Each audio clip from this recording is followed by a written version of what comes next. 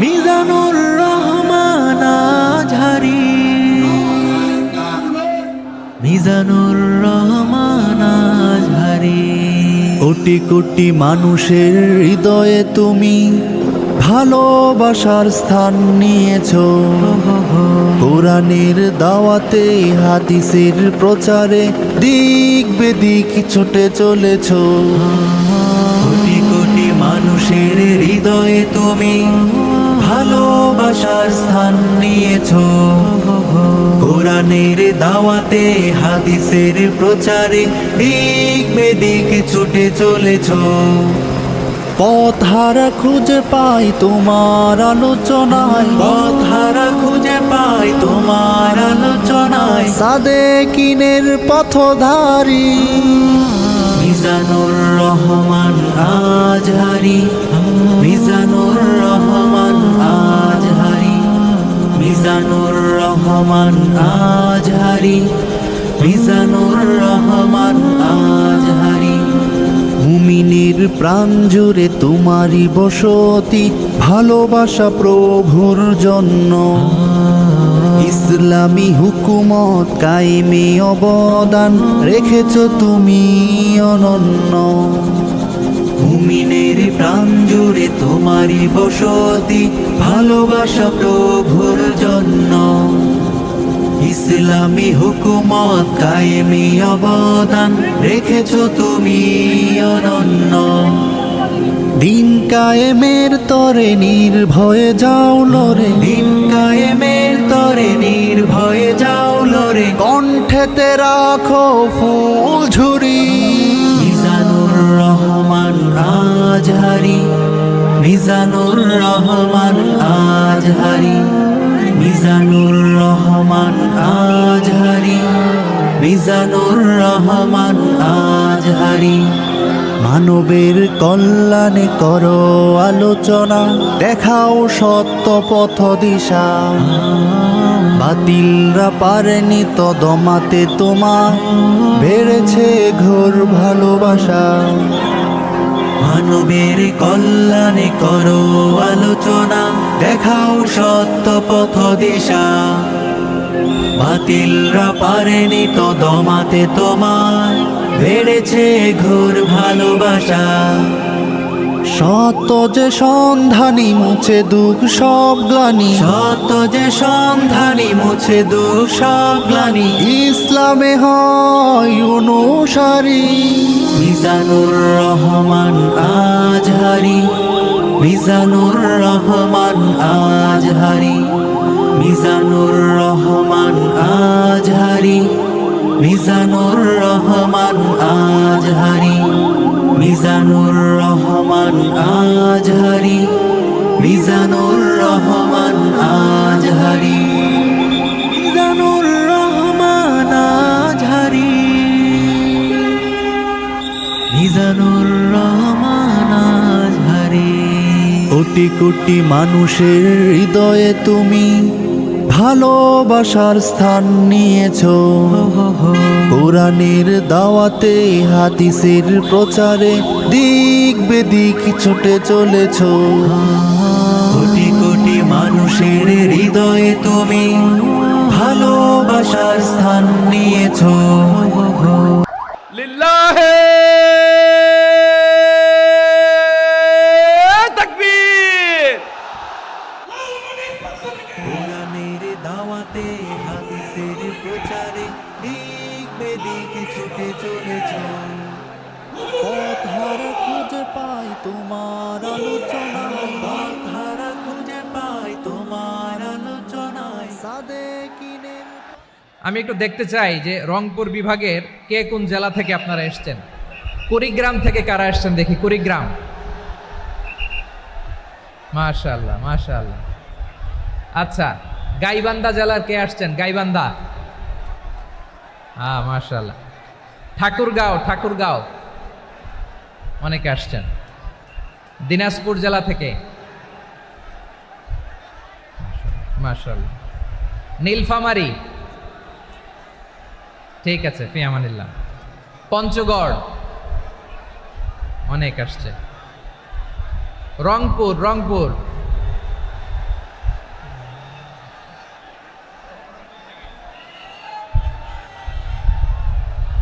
মাশাআল্লাহ,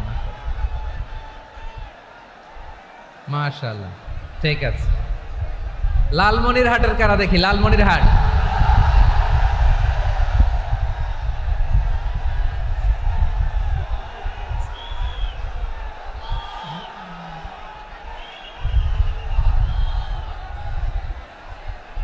মাশাআল্লাহ, মাশাআল্লাহ,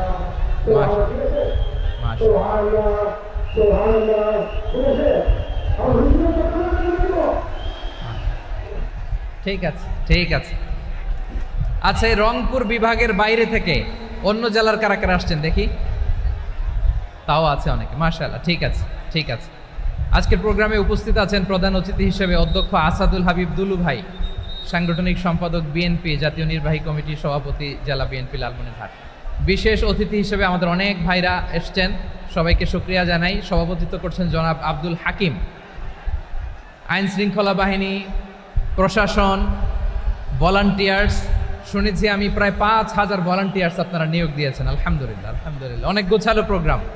আমার প্রাণ ঢালা ভালোবাসা জানবেন, আমার হৃদয়ের গহীন থেকে ভালোবাসা নেবেন, শুভেচ্ছা জানবেন সবাই।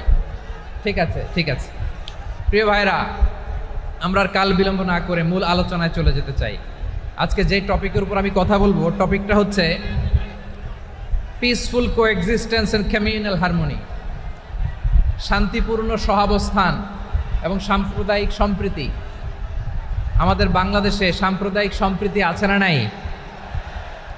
আবহমান কাল থেকে আমরা মুসলিম, হিন্দু, বৌদ্ধ, খ্রিস্টান, পাহাড়ি, নৃগোষ্ঠী মিলেমিশে একাকার, আমরা সবাই মিলে বাংলাদেশ। আওয়াজ করে বলেন ঠিক কিনা? আমাদের পারস্পরিক সম্প্রীতি, ভালোবাসা, সৌহার্দ্যপূর্ণ আচরণ, বোঝাপড়া, এটা বেশ মজবুত, বেশ মজবুত। তবে মাঝে মাঝে আমাদের এই সম্প্রীতির ভেতরে অনেকে ফাটল ধরাতে চায়। আমরা যে সুখে আছি, শান্তিতে আছি, এটা অনেকের ভালো লাগে না, ঠিক কিনা বলেন? আমাদের মধ্যে সাম্প্রদায়িক সম্প্রীতি, সৌহার্দ্যপূর্ণ আচরণ, ভালোবাসা, এটা আবহমান কাল ধরে আছে। তার প্রমাণ, আমরা তাফসিরুল মাহফিলের আয়োজন করলে আমাদের হিন্দু ভাইরা ডিস্টার্ব করে না, ঠিক কিনা? এবং আমি যদি বলি হাত তোলেন, হিন্দু ধর্মের কারা কারা এসেছেন, কত শত কত হাজার যে হাত উঠবে, আপনি অবাক হয়ে যাবেন। আমি চাচ্ছি না হাত উঠাতে। খুলনাতে সর্বশেষ যে আমি প্রোগ্রাম করে গেলাম, সেখানে কয়েকশো হিন্দু ভাই আসছে আমাদের আলোচনা শুনতে, আলহামদুলিল্লাহ। অনেক বৌদ্ধরা আসে, অনেক খ্রিস্টানরা আসে। এবার সফরেও অনেক হিন্দু ভাইরা আমার সাথে দেখা করেছে। তারা বলেছে, হুজুর আমরা আপনার আলোচনা শুনি। আলহামদুলিল্লাহ বলেন। So it's our responsibility to present our religion to our non-Muslim brothers and sisters. আমাদের অমুসলিম ভাই বোনদের কাছে ইসলামের সৌন্দর্য তুলে ধরা, এটা আমাদের দায়িত্ব। We all are the ambassador of Islam. আমরা প্রত্যেকে দায়িত্বশীল, আমরা প্রত্যেকে এক একজন ইসলামের অ্যাম্বাসেডর। আলহামদুলিল্লাহ বলেন। এজন্য এমনভাবে দ্য বিউটি অফ ইসলাম, ইসলামের সৌন্দর্য আমাদেরকে ফুটিয়ে তুলতে হবে, যাতে করে নন মুসলিমরা শাহাদা পড়ে, কালিমা পড়ে মুসলমান হয়ে যায়। অনেক নন মুসলিম ভাই বোন আমাদের হাতে শাহাদা পড়ে, কালিমা পড়ে মুসলমান হয়েছে, অনেক। সো আমরা যেন ইসলামের বিউটিটাকে তুলে ধরতে পারি, এবং এই যে সম্প্রীতি, এটাকে যেন আমরা অটুট রাখতে পারি। আদতে আদতে বাংলাদেশের ইতিহাস বলে আমাদের দেশে কোনো দাঙ্গা নাই, আছে? লালমনিরহাটের ভাইরা আওয়াজ করে বলেন, আমাদের দেশে হিন্দু মুসলিম দাঙ্গা আছে? আমরা ভাই ভাই, আওয়াজ করে বলুন তো, আমরা কি ভাই ভাই? কিন্তু কিছু দুষ্ট লোক আছে, তারা আমাদের সম্পর্কের মধ্যে ফাটল ধরাতে চায়, ঠিক কিনা বলেন? মাঝে মাঝে ঝগড়া লাগাতে চায়। দেখবেন পত্রপত্রিকায় দেখা যায় বিভিন্ন ধর্মীয় উপাসনালয়গুলোতে হামলা চালানো হয়। এগুলো রাজনৈতিক উদ্দেশ্য প্রণোদিত, এগুলোর সাথে ইসলামের কোনো সম্পর্ক নাই। এজন্য এই দুর্বৃত্তদের ব্যাপারে আমাদের সাবধান থাকতে হবে। আমরা সবসময় যেমনি ঐক্যবদ্ধ, ইউনাইটেড, আমরা যদি এরকম ইউনাইটেড থাকি, এই সমস্ত দুর্বৃত্তদের কালো হাত ভেঙে দিতে আমাদের 1 ঘন্টাও লাগবে না। চিল্লায় বলো ঠিক কিনা? আমরা সংঘবদ্ধ থাকবো। এই যে আমাদের পিসফুল কোএক্সিস্টেন্স, শান্তিপূর্ণ সহাবস্থান। হিন্দুরা পূজা করে, যেদিন হিন্দুদের পূজা অনুষ্ঠান, আমরা ওই দিন তাফসির মাহফিল করি না, ঠিক কিনা বলেন? যেদিন আমাদের তাফসিরুল কোরআনের প্রোগ্রাম, ওই দিন আমাদের হিন্দু ভাইরা ডিস্টার্ব করে না। সুবহানাল্লাহ। হিন্দুদের পূজা অনুষ্ঠানে মাদ্রাসার ছাত্র যে পাহারা দেয়, গোটা বিশ্বে এরকম দৃষ্টান্ত নজির বিরল, ঠিক কিনা বলেন? আইন শৃঙ্খলা বাহিনীর পাশাপাশি মাদ্রাসার ছাত্ররা যে সেখানে পাহারা দেয়, গোটা পৃথিবীতে এই দৃষ্টান্ত আপনি পাবেন না। মাদ্রাসার ছাত্ররা তারা তো কোরআনের ধারক, তারা হাদিসের ধারক, তারা কেন মন্দির পাহারা দিবে? এই সম্প্রীতিকে ধরে রাখার জন্য, এই সৌহার্দ্যকে ধরে রাখার জন্য, আমাদের পারস্পরিক ভালোবাসাকে অটুট রাখার জন্য। আওয়াজ করে বলতে হবে, ঠিক কিনা? এখন বলেন, আমাদের এই ভালোবাসা অটুট থাক, আমরা চাই কি চাই না? আমরা হিন্দু মুসলিম মিলেমিশে শান্তিপূর্ণ সহাবস্থান, সাম্প্রদায়িক সম্প্রীতি, লালমনিরহাটের ভাইয়ের আওয়াজ করে বলুন, এই সাম্প্রদায়িক সম্প্রীতি আমরা চাই কি চাই না? আল্লাহ এই দেশকে তুমি বরকতময় করো, বাংলাদেশকে তুমি শান্তিময় করো। আওয়াজ করে সবাই বলেন আমিন। এই জায়গাটাতে সামান্য একটু আওয়াজ হচ্ছিল, এটাও থেমে গেছে। আলহামদুলিল্লাহ, আলহামদুলিল্লাহ। এখন একেবারে everything is in my control. মাশাআল্লাহ। ঠিক আছে, আমি মূল আলোচনায় যাই। প্রিয় ভাইরা, আমি বলেছিলাম আমার আলোচনার বিষয় হচ্ছে শান্তিপূর্ণ সহাবস্থান, সাম্প্রদায়িক সম্প্রীতি। আমরা দেখব ইসলাম আমাদেরকে কি কি দিক নির্দেশনা দেয়। শান্ত হইতে হবে। খরগোশের কানের মতো কান দুটো আমার দিকে করে রাখেন। আমি এখনো উঠে যাব, হাত নাড়ায় লাভ নাই, আমি উঠে যাব। তাকায় থাকো আর কান খাড়া, আওয়াজ হবে না। হ্যাঁ, মাশাআল্লাহ, মাশাআল্লাহ, ঠিক আছে। আমরা দেখব যে রাসূল সাল্লাল্লাহু আলাইহি ওয়াসাল্লাম এই পিসফুল কোএক্সিস্টেন্সের জন্য আমাদের কি শিখিয়েছেন, কি কি গাইডলাইন দিয়েছেন। আমরা 1, 2, 3, 4 করে এগুলো আপনাদের সাথে শেয়ার করব। আমি আপনাদের খেদমতে সূরাতুল আনআমের 108 নম্বর আয়াত তেলাওয়াত করেছি।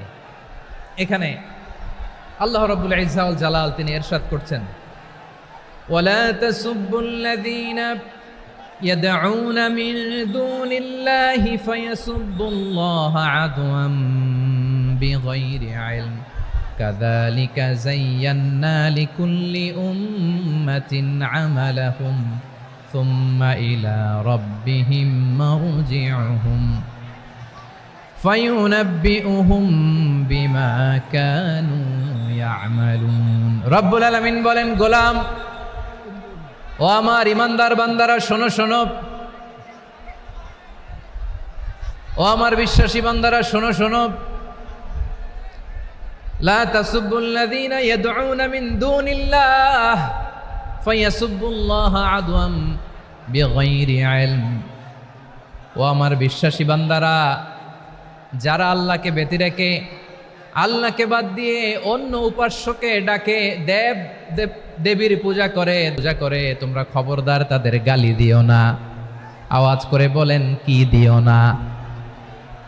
আল্লাহ বলেন, ও বিশ্বাসীরা শোনো, যারা আল্লাহকে বেছে রেখে দেবীর পূজা করে, অন্য উপাস্যের পূজা করে, তাদেরকে ডাকে, ওই দেবতাদেরকে তোমরা গালি দিও না। যদি ওই দেবতাদেরকে গালি দাও, তাহলে ভুলবশত, শত্রুতাবশত তারা তোমাদের রব আল্লাহকে গালি দেবে, ঠিক কি না? তোমরা যদি তাদের দেবতাদের গালি দাও, ওরা রেগে তোমার আল্লাহরে গালি দিবে, তাহলে আল্লাহরে গালি খাওয়ানোর কারণ হয়ে গেলাম আমি, ঠিক কি না? বলেন।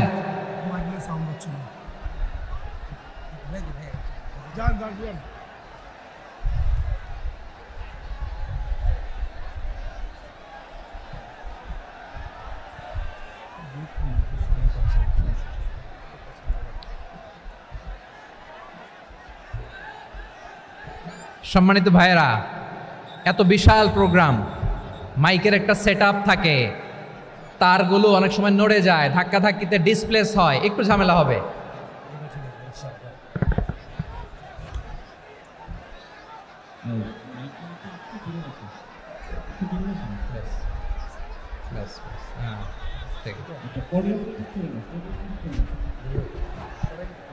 ঠিক আছে,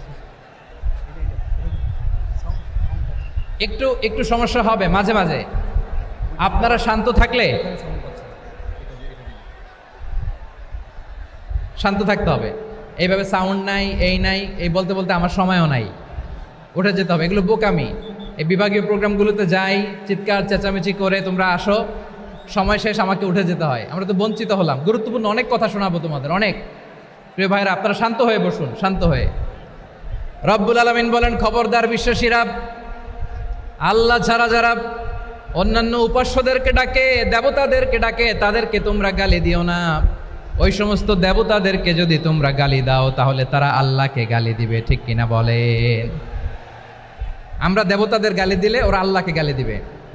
রব্বুল আলামিন বলেন, খবরদার দেবতাদেরকে গালি দিও না, তাহলে ওরা তোমার রব আল্লাহরে গালি দেবে।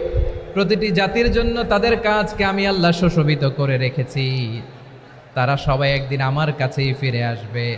এরপর আমি রব্বুল আলামিন তাদের আমলনামা তাদেরকে জানিয়ে দেব। সুবহানাল্লাহ পড়ে। প্রিয় ভাইয়েরা, আল্লাহ তাআলা বলেছেন খবরদার গালি দিও না। আদেশটা কার? আওয়াজ করে বলেন তো। হিন্দুদের দেবতা দেবদেবীদেরকে গালি দেওয়া যাবে না। আওয়াজ করে বলুন প্রিয় ভাইয়েরা, এই আদেশটা কার? এই আপনাদের গলার আওয়াজ। অন্য ধর্মের দেবতাদেরকে যে গালি দেওয়া যাবে না, এই আদেশটা কার? আরো জোরে বলুন, কার? গালি দিবেন কোন দেবতাকে? দিবেন? যদি দেন তাহলে ওরা আল্লাহরে গালি দিবে। তাহলে আল্লাহরে গালি খাওয়াইলো কে? আপনি, ঠিক কিনা বলেন? আমি আল্লাহকে গালি খাওয়ানোর কারণ হলাম, কারণ আমি যদি গালি না দিতাম ওরা আমার রবকে গালি দিত না। আওয়াজ করে বলেন ঠিক কিনা? তাহলে প্রিয় ভাইয়েরা, ইসলাম আমাদেরকে শিখায়, সূরাতুল আনআমের 108 নম্বর আয়াত থেকে আমরা বুঝলাম কোনো ধর্মকে ছোট করা যাবে না। অন্য ধর্মকে ছোট করা মানে ইসলামকে ছোট করা। অন্য ধর্মের দেবতাকে গালি দেওয়া মানে আল্লাহকে গালি খাওয়ানো। আওয়াজ করে বলেন ঠিক কিনা? খবরদার, এটা করা যাবে না। আর অন্য ধর্মের দেবতাকে যদি আপনি গালি দেন, ওরা ইসলাম থেকে দূরে সরে যাবে। যাও ইসলামের প্রতি আকৃষ্ট হয়েছিল আর কোনোদিন ইসলামের ধারে কাছে আসবে না। আওয়াজ করে বলেন ঠিক কিনা? এজন্য কখনো কোনোদিন অন্য ধর্মের দেবতাদেরকে গালি দেওয়া যাবে না। অন্য ধর্মের কোনো দেবতাদেরকে আমরা গালি দিব না, গালি দিব না, বরং ইসলামের beauty, the beauty of Islam, ইসলামের সৌন্দর্যকে আমরা তুলে ধরব। আমরা যদি বিশ্বনবী সাল্লাল্লাহু আলাইহি ওয়াসাল্লামের জীবনের দিকে তাকাই তাহলে আমি দেখব বিষ্ণু ইসলাম মক্কাতে কিংবা মদিনাতে অন্য ধর্মের লোকদের সাথে খুব পিসফুলি লাইফ লিড করেছেন। হোক মুশরিক, হোক খ্রিস্টান, হোক ইহুদি, বিশ্বনবী সবার সাথে মিলেমিশে ছিলেন। আলহামদুলিল্লাহ বলেন। ইসলাম হচ্ছে পিসফুল রিলিজিয়ান। অন্য ধর্মের প্রতি সহনশীলতার সবক ইসলাম আমাদেরকে দেয়। কিন্তু প্রতিটি মুসলিমের এটা মনে রাখতে হবে, আল্লাহর কাছে পছন্দনীয় গ্রহণযোগ্য ধর্ম জীবনাদর্শ একটি, সেটা হচ্ছে ইসলাম। আওয়াজ করে বলেন সেটা কি? লালমনিরহাটের ভাইয়েরা আওয়াজ করে বলুন, আল্লাহর কাছে মনোনীত ধর্ম একটি, সেটা কি? এজন্য রব্বুল আলামিন বলেন, ইন্নাদ-দীনা ইনদাল্লাহিল ইসলাম, আল্লাহর কাছে মনোনীত গ্রহণযোগ্য অ্যাকসেপ্টেড ধর্ম মতাদর্শ একটা, সেটা হলো ইসলাম। ইসলাম ছাড়া অন্য কোনো ধর্ম যদি কেউ তালাশ করে তার ওই ধর্ম আল্লাহ গ্রহণ করবে না। ওমাই ইয়াবতাগি গায়রাল ইসলামি দীনান ফালাই ইউকবালা মিন ওয়া হুয়া ফিল আখিরাতি মিনাল খাসিরিন।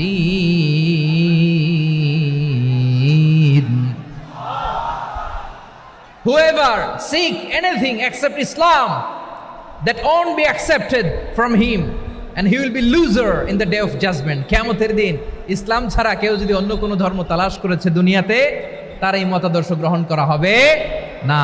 and he will be loser, সে হবে লুজার, ক্ষতিগ্রস্ত। হাই হাই কোম্পানির ম্যানেজার, ওর আমও শেষ, সালাও শেষ। আওয়াজ করে বলেন ঠিক কি না? এজন্য ইসলাম পেয়ে আমরা খুশি না বেজার? প্রত্যেক নামাজ শেষে আমরা আল্লাহরে বলি, আল্লাহ রাদিতু বিল্লাহি রাব্বা ওয়া বিল ইসলামি দীনা ওয়া বি মুহাম্মাদিন নাবিয়ান ওয়া রাসূলা। ও আল্লাহ, তোমারে রব হিসেবে পেয়ে আমরা খুশি। ও আল্লাহ, ইসলামকে ধর্ম হিসেবে পেয়ে আমরা খুশি। বিশ্বনবীকে আমাদের রাসূল পেয়ে আমরা খুশি। ঠিক কিনা বলেন? ইসলাম ছাড়া অন্য কোনো ধর্ম আমরা গ্রহণ করব না। ঠিক কিনা বলেন? আল্লাহর কাছে অ্যাকসেপ্টেড রিলিজিয়ান একটা, সেটা ইসলাম। তো বিশ্বনবী সাল্লাল্লাহু আলাইহি ওয়াসাল্লাম মক্কাতে কিংবা মদিনাতে খুব পিসফুলি এক্সিস্ট করেছেন। যে কোনো ধর্মের সাথে মিলেমিশে চলেছেন। তার প্রমাণ আমরা যদি রাসূল সাল্লাল্লাহু আলাইহি ওয়াসাল্লামের বায়োগ্রাফির দিকে তাকাই তাহলে দেখব তিনি মুশরিকদের সাথে পিস ট্রিটি করেছেন, শান্তি চুক্তি, পিস ট্রিটি, পিস এগ্রিমেন্ট। আপনারা হুদাইবিয়ার সন্ধির নাম শুনেছেন? আমার লালমনিরহাটের কলিজার টুকরা ভাইয়েরা, হুদাইবিয়ার সন্ধির নাম আপনারা শোনেন নাই? 6ষ্ঠ হিজরিতে বিষ্ণু ঈসা ইসলাম মুশরিকদের সাথে এই ট্রিটি করেছেন, চুক্তি। কাদের সাথে? মুশরিকদের সাথে।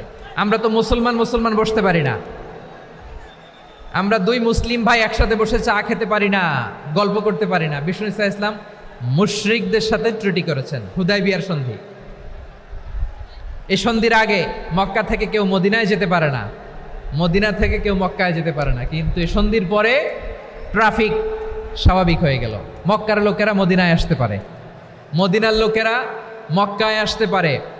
এটাকে বলে সুলহে Hudaibiya, the peace agreement of Hudaibiya, শান্তি চুক্তি। আমরা পৃথিবীতে এখন অনেক শান্তি চুক্তির নাম শুনি, এগুলো সব the piece treaty of Hudaibiya থেকে কপি করা। আল্লাহু আকবার। তাহলে বিশ্বনবী সাল্লাল্লাহু আলাইহি সাল্লাম তিনি যে শান্তিপূর্ণ সহাবস্থানে বিশ্বাসী ছিলেন, মুসলমানেরা যে অন্য ধর্মের প্রতি সহনশীল তার প্রমাণ হচ্ছে এই পিস ট্রিটি। শুধু তাই নয়, মাইকের সাউন্ডটা একটু বাড়ায় দিতে হবে, খুব দুর্বল, একটু মজবুত করতে হবে, আর একটু ক্লিন করতে হবে, আর সবগুলা জায়গায় সাউন্ড যাচ্ছে কিনা একটু ক্রস চেক করতে হবে। হ্যাঁ, পাবেন দিচ্ছে mic operator, he is trying his level best, দিচ্ছে। মাইক অপারেটর যিনি আছেন প্রতিটি জায়গায় প্রতিটি সাউন্ড বক্সে যেন আওয়াজ পাওয়া যায়, একটু ক্রস চেক করেন, সাউন্ডটাকে একটু স্ট্রং করে দেন। হ্যাঁ, ঠিক আছে, মাশাআল্লাহ। এদিকে তাকান, এদিকে। মক্কার পার্ট গেল, পিস এগ্রিমেন্ট করলেন, শান্তি চুক্তি। বিষ্ণু ঈসা ইসলাম মদিনায় যে কি করলেন? মদিনায় যে বিষ্ণু ঈসা ইসলাম মদিনা চার্টার করলেন, মদিনা সনদ, সাহিফাতুল মদিনা, এটার বলে মদিনা চার্টার। যে ওয়েস্টে, ইউরোপে, আমেরিকাতে তারা অনেক চার্টার করে, এই সব চার্টার মদিনা চার্টার থেকে কপি করা। আওয়াজ করে পড়েন সুবহানাল্লাহ। বিষ্ণু ঈসা ইসলাম মদিনায় গেলেন, মদিনাতে মুসলিম, মুশরিক, ইয়াহুদি, এই 3 ধর্মের লোক মিলে সব স্টেক হোল্ডার যারা আছে সবাইকে নিয়ে বিষ্ণু ঈসা ইসলাম মদিনা চার্টার করলেন, মদিনা সনদ, পড়েন সুবহানাল্লাহ। শুধু তাই নয়, মক্কাতে বিশ্বনবী পিস এগ্রিমেন্ট করলেন, শান্তি চুক্তি মুশরিকদের সাথে। মদিনাতে যে বিশ্বনবী মদিনা চার্টার করলেন, মদিনা সনদ করলেন ইহুদিদের সাথে। আবার মদিনাতে বিশ্বনবী ইহুদিদের সাথে পিস ডায়ালগ করলেন, ইন্টারফেথ ডায়ালগ করলেন, আন্তধর্মীয় সংলাপ করলেন, যেই সংলাপের মূল ভিত্তি ছিল তাওহীদ। মূল ভিত্তি ছিল কি? তাওহীদ। বিশ্বনবী ইহুদিদেরকে ডাকলেন, আহ্বান করলেন, কুল ইয়া আহলাল কিতাবি তাআলাউ ইলা কালিমাতিন সাওয়াইন বাইনানা ওয়া বাইনাকুম আল্লা না'বুদা ইল্লাল্লাহ ওয়া লা নুশরিকা বিহি শাইআন ওয়া লা ইয়াত্তাখিযা বা'দুনা বা'দান আরবাবাম মিন দুনিল্লাহ فإن تولوا فقولوا اشهدوا بأننا مسلمون সুবহানাল্লাহ পড়েন। বিশ্বনবী মদিনার ইহুদিদের ডেকে বললেন, ও ইহুদিরা, শোনো শোনো, আসো এমন একটা আদর্শের প্রশ্নে আমরা একত্রিত হই, যে আদর্শের প্রচার তোমাদের নবীরাও করেছে, আমিও করি, যে আদর্শের কথা তোমাদের পবিত্র ধর্মগ্রন্থগুলোতে আছে, আমার কোরআনেও আছে, সেটা হলো তাওহীদ। আমরা এক আল্লাহ ছাড়া কারো ইবাদত করব না, আল্লাহর সাথে কাউরে শরীক করব না, আল্লাহ ছাড়া কাউরে রব মানব না। পড়েন সুবহানাল্লাহ। তাহলে আমার প্রিয় লালমনিরহাটের ভাইরা, মদিনাতে যে তিনি মদিনা চার্টার করলেন, মদিনা সনদ, পিস ডায়ালগ করলেন, শান্তির সংলাপ, ইন্টারফেথ ডায়ালগ করলেন, আন্তধর্মীয় সংলাপ, যার ভিত্তি ছিল তাওহীদ। সুবহানাল্লাহ পড়েন। তাহলে অন্য ধর্মের প্রতি সব সময় ইসলাম সহনশীল, টলারেন্স। যদি আপনি দেখতে চান ইসলামের নবী বিশ্ব নবীর দিকে তাকান, ঠিক কিনা বলেন? আমরা তো সংখ্যালঘুদের রাইটস প্রোটেক্ট করার জন্য কত আইন বানাই, কত বৈঠক করি, কত সংবাদ সম্মেলন করি। বিষ্ণু সাল্লাল্লাহু আলাইহি ওয়াসাল্লাম সংখ্যালঘুদের রাইটসের ব্যাপারে, অধিকারের ব্যাপারে যে কথা বলেছেন, শুনলে আপনি অবাক হয়ে যাবেন। বিশ্বনবী বলেন, আলা মান যালামা মুআহাদান আও ইনতাকাসাহু আও কাল্লাফাহু ফাওকা তাআতিহি আও কাল্লাফাহু ফাওকা তাকাতিহি আও আখাযা মিনহু শাইআন বিগাইরি তিবি নাফসিন ওয়া আনা হাজিজুহু ইয়াউমাল কিয়ামা। খবরদার, জেনে রাখো, কেউ যদি কোনো সংখ্যালঘুর উপরে অত্যাচার করে, কোনো সংখ্যালঘুর প্রাপ্য থেকে যদি কেউ কাউকে ঠকায়, সংখ্যালঘুর উপর যদি কেউ কষ্ট দেয়, কোনো সংখ্যালঘুর সম্পদ যদি কেউ জোর করে কেড়ে নেয়, আমি কিয়ামতের দিন বিশ্বনবী ওই সংখ্যালঘুর পক্ষে আর ওই মুসলমানদের বিপক্ষে বাদী হয়ে দাঁড়াবো। সুবহানাল্লাহ বলতে পারলেন না? আল্লাহু আকবার। আপনি নামাজি, আপনি মুসল্লি, আপনি হাজী সাহেব, তাহাজ্জুদ পড়তে পড়তে কপালে দাগ ফেলে দিছেন, আপনার প্রতিবেশী হিন্দু, ভাবছেন আমার তো পাওয়ার আছে, ওর জমিটা দখল করি। বিশ্বনবী বলেন, কিয়ামতের দিন ওই হিন্দুর পক্ষে তোর বিরুদ্ধে আমি বাদী হয়ে দাঁড়াবো। পৃথিবীর কোন ধর্মে এরকম স্টেটমেন্ট পাবেন? পাবেন? আপনি ভাবছেন আপনি নামাজ পড়লে হাজী সাহেব কপালে দাগ ফেলায় দিলে আপনি সেলসেলায় জান্নাতে চলে যাবেন না? খবরদার। বিশ্বনবী বলেন, কোন সংখ্যালঘুর উপর যদি কেউ আক্রমণ করে, তার প্রাপ্য তাকে না দিয়ে যদি তাকে ঠকায়, তার উপর জুলুম করে, তার সম্পদ যদি কেড়ে নেয়, আমি নবী, তুমি মুসলিম হইতে পারো, মুসল্লি হইতে পারো, তার পক্ষে, তোমার বিপক্ষে আল্লাহর দরবারে বাদী হয়ে দাঁড়াবো।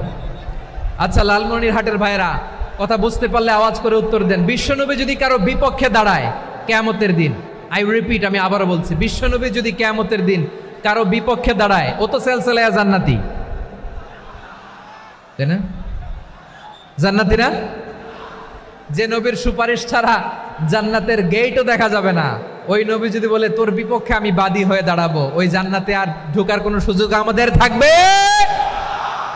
এখানেই শেষ না আমার প্রিয় লালমনিরহাটের ভাইয়েরা, এখানেই শেষ নয়। বিশ্বনবী বলেন, মান কাতালা মুআহাদান, বুখারীর বর্ণনা, মান কাতালা মুআহাদান লাম ইয়ারাহ রাইহাতাল জান্নাহ।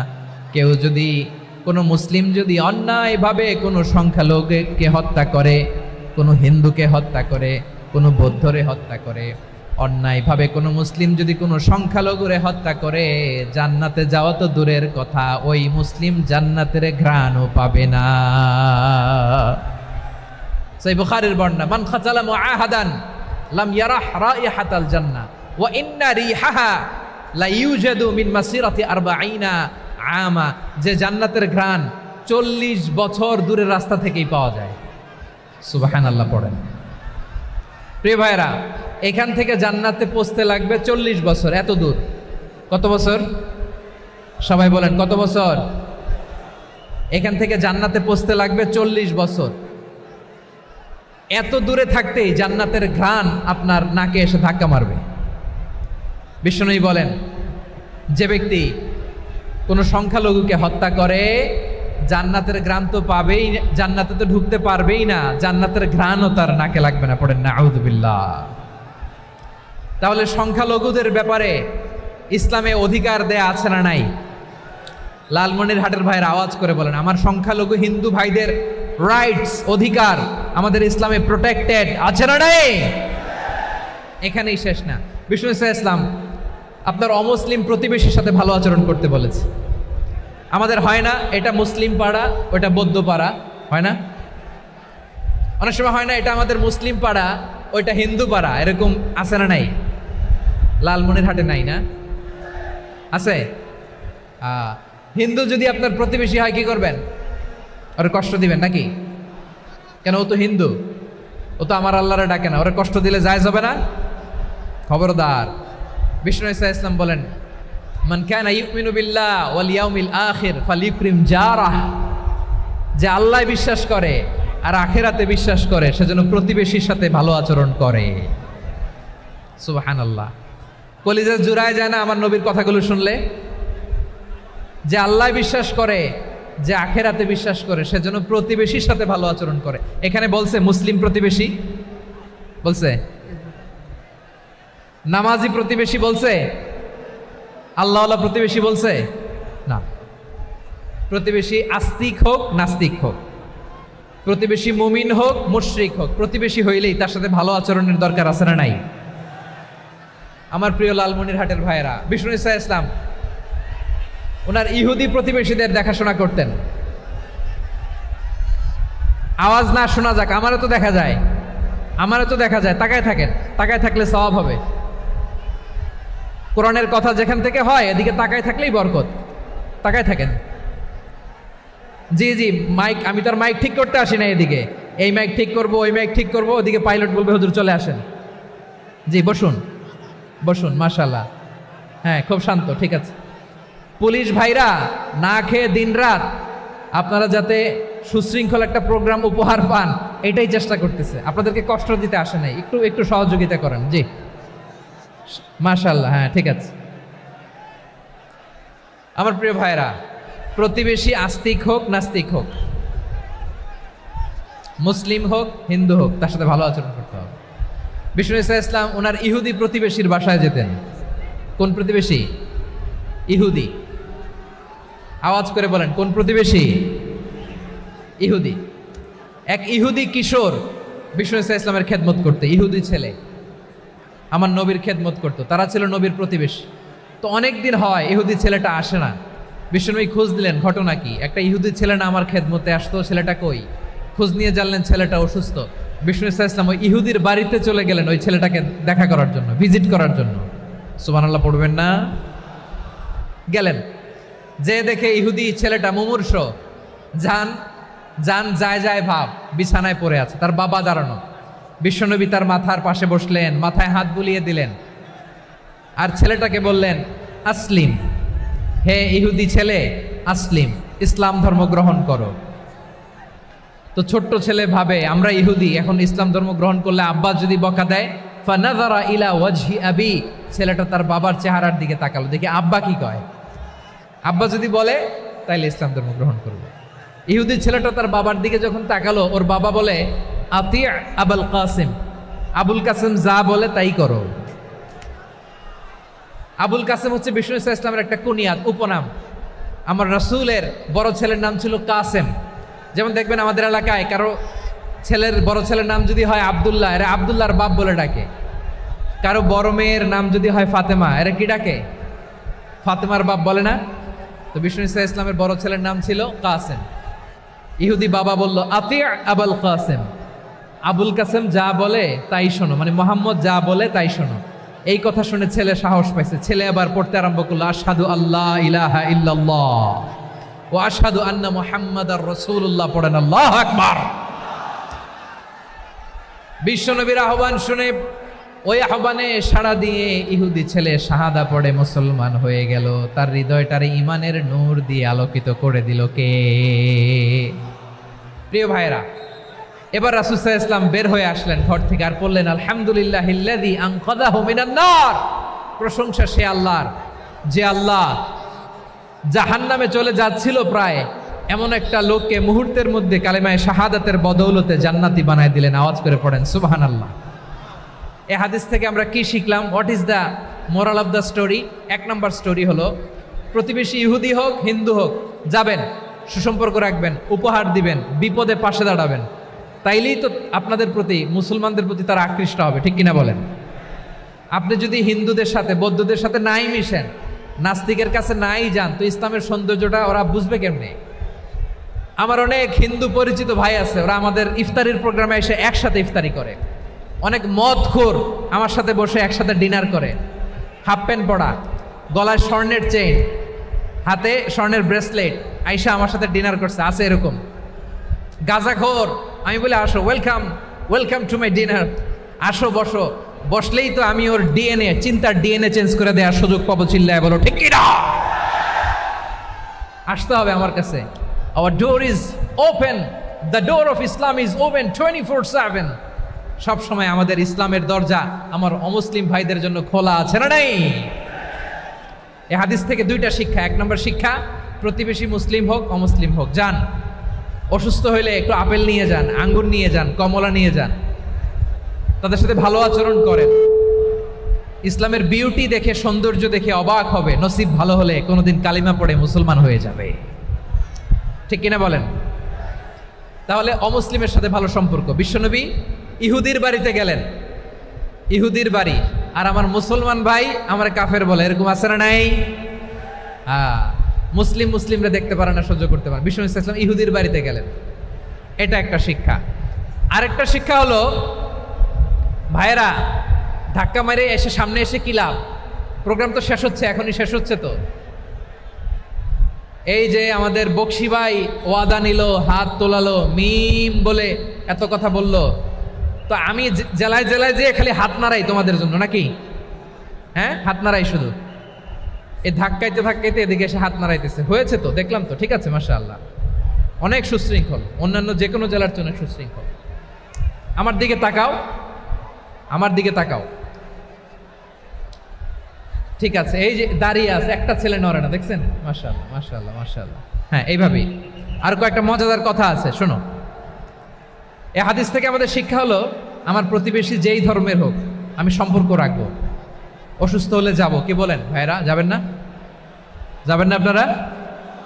আচ্ছা, 2 নম্বর শিক্ষা হলো, বিষ্ণু ইসা ইসলামের খাদেম ছিল ইহুদি, এতদিন খেদমত করলো, একদিনও বিশ্বনবী ওরা কালিমার দাওয়াত দেয় নাই। কারণ কি? বিশ্বনবী একটা ভালো সময়ের অপেক্ষা করতেছিলেন, প্রপার টাইমিং। দায়ীর কাজ হচ্ছে দাঈ ইলাল্লাহ, সে হচ্ছে সুযোগ সন্ধানী। দায়ী সুযোগ খোঁজে, কখন দাওয়া দিলে ব্যাটে বলে হবে, ঝোপ বোঝে কোপ মারে, ঠিক কিনা বলেন? বিষ্ণু ইসলাম ভালো সময়ের অপেক্ষা করতেছিলেন, দেখি ভালো সময় আসুক আসুক আসুক আসুক। আস্তে আস্তে এমন সময় আসছে, ছেলে এবার মুমূর্ষ। অসুস্থ ব্যক্তির হৃদয় অত্যন্ত নরম থাকে। হসপিটালে যখন কেউ যায় তার হৃদয়টা বড্ড নরম থাকে, মৃত্যুর ভয়ে তার অন্তরটা নরম থাকে, ঠিক কিনা বলেন? এই প্রপার টাইমিং এর অপেক্ষা করতেছিলেন। যখনই টাইমিং পেয়েছেন, দাওয়াত দিলেন, পড়ো লা ইলাহা ইল্লাল্লাহ, সুবহানাল্লাহ পড়েন সবাই। তাহলে ইসলাম অমুসলিম প্রতিবেশীর সাথে ভালো আচরণ করতে বলে। ইসলাম অমুসলিম মাতা পিতার সাথেও ভালো আচরণ করতে বলে। মাতা পিতা যদি অমুসলিম হয়, তারা ফেলে দিতে পারবেন? পারবেন? আমার লালমনিরহাটের ভাইরা, অনেক হিন্দু ছেলে আমাদের হাতে শাহাদা পড়ে মুসলিম হয়, কিন্তু ওর মা মুসলমান হয় নাই, বাবাও হয় নাই, এরকম আছে না নাই?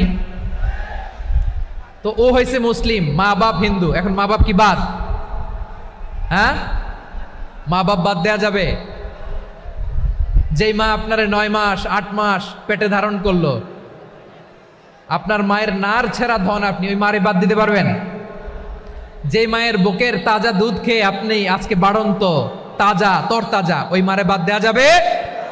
মায়ের এক ধারে দুধের দাম, কাটিয়া গায়ের চাম, পাপুষ বানাইলেও ঋণের শোধ হবে না, এমন দরদি ভাবে কেউ হবে না আমার মাহা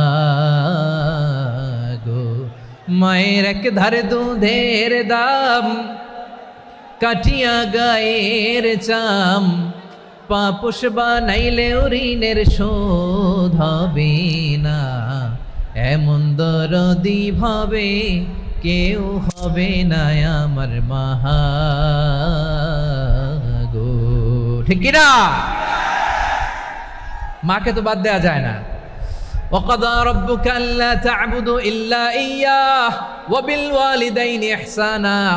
আল্লাহ বলে, অবধারিত 2টা ভার্ডিক্ট তোমাদের জন্য, এক আল্লাহর ইবাদত করবা আর মা বাবার প্রতি ইহসান করবা। আদেশটা কার? মা বাবার প্রতি ইহসান করতে হবে। আমার মা হিন্দু হোক, ভালো আচরণ করতে হবে, বৌদ্ধ হোক, ভালো আচরণ করতে হবে। আমার যে সমস্ত হিন্দু ভাইয়েরা মুসলিম হয়েছ, তোমাদের মা বাবা এখনো মুসলমান হয় নাই, তাদের সাথে ভালো আচরণ করতে হবে। আপনাদের খেদমত নিজে করতে হবে, অথবা খেদমতের ব্যবস্থা করাই দিতে হবে। মান্থলি যে খরচ লাগে এটা দিতে হবে।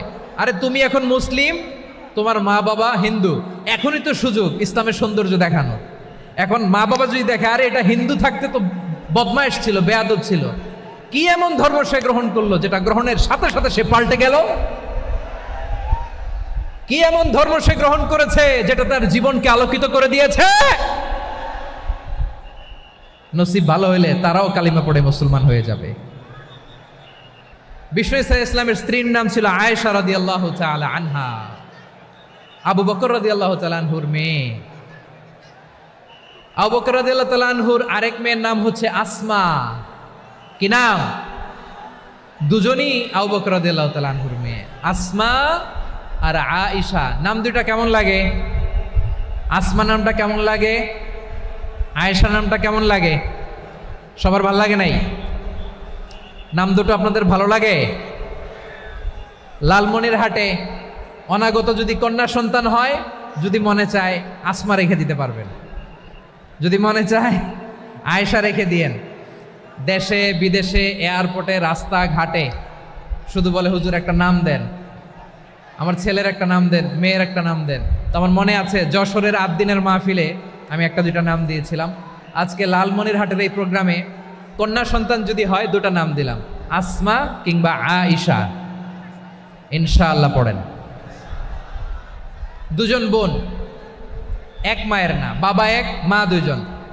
আয়েশা রাদিয়াল্লাহু তাআলা আনহার মায়ের নাম উম্মে রুমান, আর আসমা রাদিয়াল্লাহু তাআলা আনহার মায়ের নাম কুতাইলা বিনতে আব্দুল উজ্জা।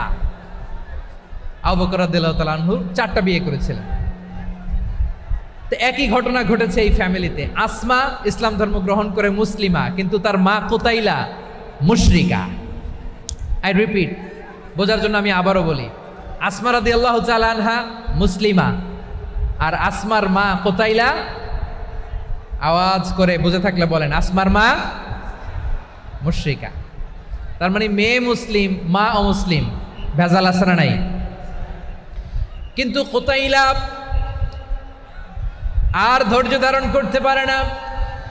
নার ছেড়া ধন, কলিজার টুকরা ধন, কলিজার টুকরা সন্তান আসমারে দেখতে বড্ড মন চায়।